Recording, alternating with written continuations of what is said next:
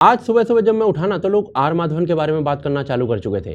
क्या है ना कि कुछ लोगों को आर माधवन अपनी बातों से थोड़ा संघी सोच वाले लगते हैं, तो उनकी कई बातों पर डिस्कशन चालू हो ही जाता है। तो भाई साहब, आर माधवन का लेटेस्ट बयान है कि जब मैं स्कूल में पढ़ा करता था ना तो हिस्ट्री की बुक में 8 चैप्टर मुगलों पर थे, 2 हड़प्पा और मोहनजोदाड़ो पर थे, 4 चैप्टर ब्रिटिश रूल पर थे और फ्रीडम स्ट्रगल पर थे। बस एक चैप्टर जो था ना वो दक्षिण भारत के राजाओं पर था, और उसी चैप्टर में चोलास, पांड्यास, पल्लवास, चेरा सबको निपटा दिया गया था। माधवन ना इन शॉर्ट ये कहना चाह रहे हैं कि भाई हमारे जो बच्चे हैं ना वो 8 चैप्टर मुगलों पर पढ़ते हैं और एक चैप्टर उन दक्षिण भारत के राजाओं पर पढ़ते हैं जिनका एक्चुअल में कंट्रीब्यूशन था। बात तो बिल्कुल सही बोल रहे हैं, पर आई थिंक जो आर माधवन है ना वो एनसीईआरटी की जो नई किताबें हैं ना उनके बारे में शायद उन्हें नहीं पता है। एनसीईआरटी के नए डिसीजंस के अकॉर्डिंग क्लास 7 की हिस्ट्री बुक से मुगल्स और दिल्ली सल्तनत इनके सारे चैप्टर्स हटा दिए गए हैं। इंस्टेड कुछ नए चैप्टर्स ऐड किए गए हैं जो कि मगध, मौर्याज, शुंगाज और सातवाहन पर है। इनफैक्ट ये काम इतना धीरे धीरे किया गया है कि लोगों को कानो कान खबर नहीं हुई है। 2023 की इस इंडिया टुडे की रिपोर्ट के अकॉर्डिंग मुगल रेफरेंसेस जो थे ना वो काफी हद तक हटाए जा चुके थे।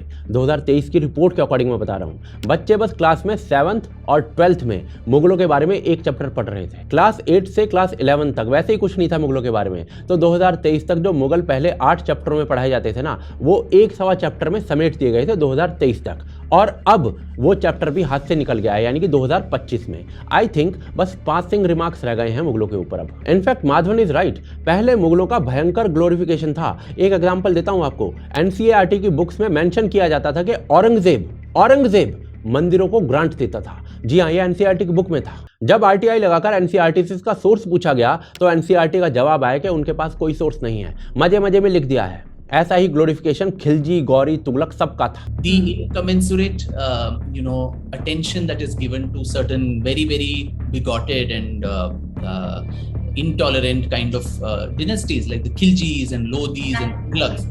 I don't know what their contribution to this country is and why we should dedicate an entire chapter to them. Whereas entire chapter, there are almost 2 or 3 chapters, of course, to the Mughals, but then the Cholas, under whom our maritime power extended to the southeast, probably less than half a page about the Cholas.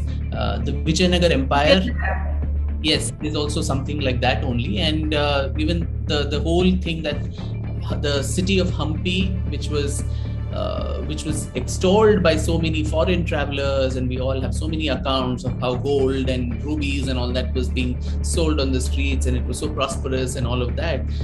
A city like Hampi probably has one line somewhere which just says it just fell by itself, as if there was no plunder, there was nothing happening, and the more shocking thing for me was Chhatrapati Shivaji Maharaj has only a photograph. There's only one photograph with a caption, slightly lengthy caption describing who the person in the photograph is. That is all that a young child would read and know about who Shivaji Maharaj is today. कुछ ऐसा ही glorification Tipu Sultan का किया गया था। NCERT की पुस्तकें टीपू के लिए मैसूर का बाग, लेजेंड ऑफ टीपू सुल्तान की तलवार, ऐसे शब्दों का प्रयोग करती थी। परंतु टीपू सुल्तान के अपने फरमानों के अनुसार वो भारत को इस्लामिक देश बनाना चाहता। एक और एग्जांपल देता हूं।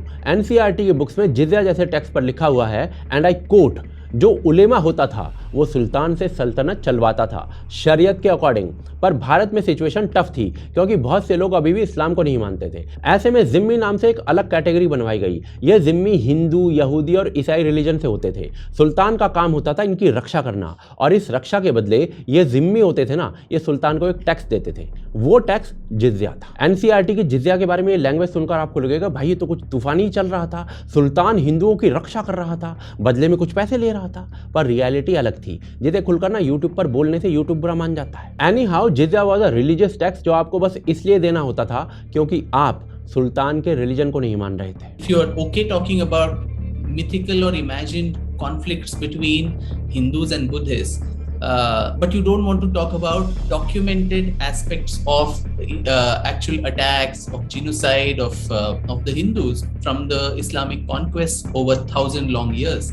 I mean, I think it was Dr. K.S. Lal, the historian, who had said something like 8 to 10 crore Hindus. The population of the subcontinent itself fell by about 8 to 10 crores between 1000 CE with the conquest of Afghanistan till the end of the Delhi Sultanate in 1525. So in those 500 years, there was this kind of a fall in the population of this subcontinent. अब इसको भी इतना glorify कर रखा था NCERT ने, तो आप सोच लीजिए कि अकबर का क्या ग्लोरिफिकेशन कर रखा होगा। एनी हाउ ये सब बातें ना पुरानी हो चुकी हैं। मुगल्स एटलीस्ट एनसीईआरटी की हिस्ट्री से निकालकर फेंक दिए गए हैं। आर माधवन जो कह रहे हैं ना, वो कभी सच हुआ करता था, पर वर्तमान का सच कुछ अलग है।